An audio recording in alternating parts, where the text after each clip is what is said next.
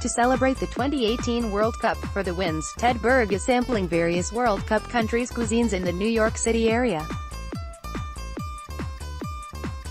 To recommend a dish or a restaurant, email asktedberg@gmail.com.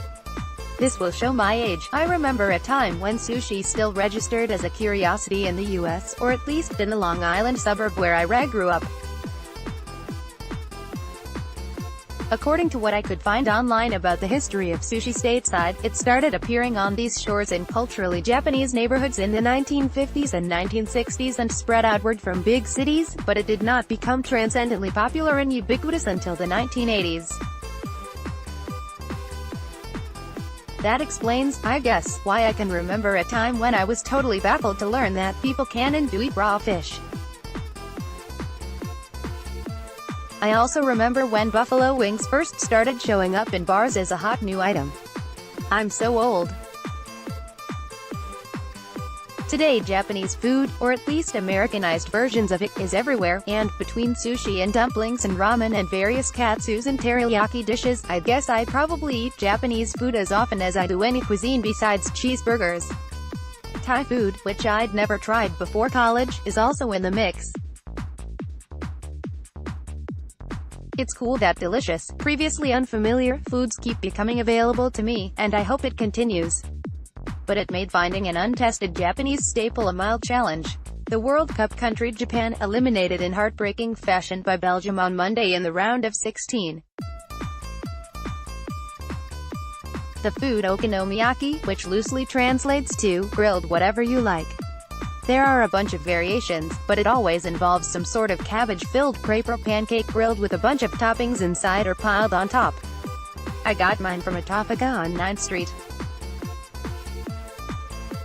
In a small area of New York's East Village that I've been to about 1,000 times before and never really realized had a heavy Japanese bent to its food options and business.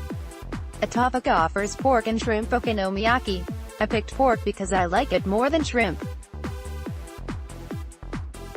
It comes topped with brown, special sauce, mayonnaise, and paper-thin flakes of fish called bonito. Important background information: I picked the Tafaka for my okonomiyaki because it had a bunch of good reviews online and seemed like it sold a version of the dish that's fairly faithful to what's served in some areas of Japan.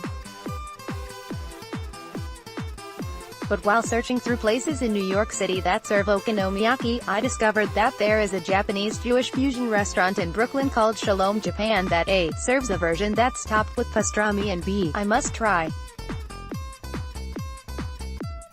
They also have matzo ball ramen. It's probably good. What it looks like. USA Today Sports. How it tastes. This may surprise you. The best bites are the ones with the bacon. On this particular okonomiyaki, the thin slices of crisped-up pork belly stick together and lie atop the cabbage pancake part, creating some difficulty for ham-fisted chopstick users trying to ensure optimal pork distribution.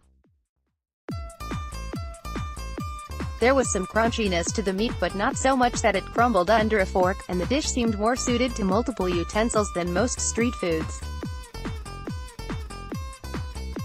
I had chopsticks and a fork but no knife, and the okonomiyaki was good enough that I didn't want to pull myself away to get a knife from the counter that was, like, 4 feet away from me, so I wound up getting a few bites that were heavily bacony and a bunch that were just cabbage pancake and sauces.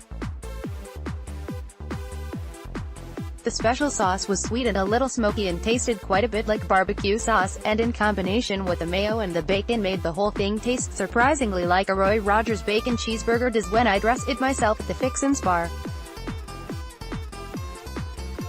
I happen to love Roy Rogers, so that's no knock.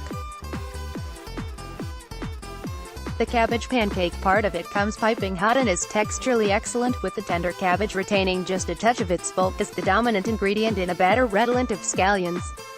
I got mine with chipotle hot sauce, one of 4 hot sauces on a Tafaka's menu, chosen in a moment of sheer panic after I told the woman at the counter that yes, I did want hot sauce, and she pointed to a list of them. It certainly fires up the cabbage and adds an acidic bite, which I assume is the intention. Because I don't love most fish, I was nervous about the bonito and downright anxious when I opened the plastic tray and found the topping undulating from the heat, as though alive. It turned out to be fairly innocuous, adding a hint of fishy aftertaste wherever applied to the bacon and cabbage.